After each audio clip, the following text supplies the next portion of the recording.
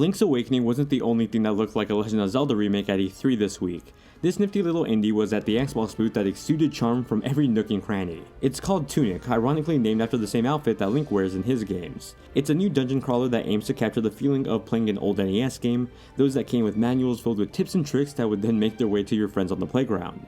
My demo had me exploring a forest area complete with some caves inside of a mountain cliff. I controlled this tiny little fox exploring the world, looking for hidden treasures, weapons, and secrets. I couldn't help but fall in love with the little fox. He's cute in every sense of the idea. The way he wobbles around the forest with every tiptoe and how he just wiggles trying to activate a switch. It's absolutely adorable. The artwork reminds me of something that would come from mixing Legend of Zelda and Monument Valley. Just moving around the world feels like you're an outsider looking inside of a handcrafted diorama. It's then all glossed over with this filter that makes colors pop, complete with some sort of film grain or light leak over it. Gameplay felt reminiscent to any top-down dungeon crawler of the past. You walk around exploring the environment, fighting enemies with your equipable sword, and looking for treasures.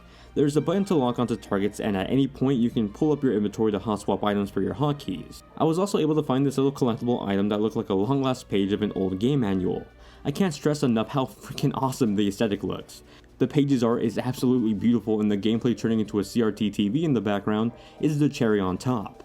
Now, despite me loving this indie initially, I would be remiss to not mention the bugs I ran into during my demo. A few times during gameplay the game would freeze, like if it were just trying to catch up or try to load something in the background. It became more apparent when I moved on to a new area that required a very noticeable loading screen.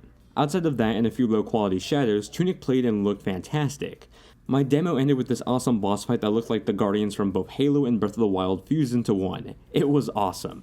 Tunic is launching on Xbox One and PC at some point in 2020. For the time being, it's a console launch exclusive on Xbox One, but it might come to other platforms at some point in the future. If you're a fan of classic NES dungeon crawlers, then you're going to want to keep your eye on this one.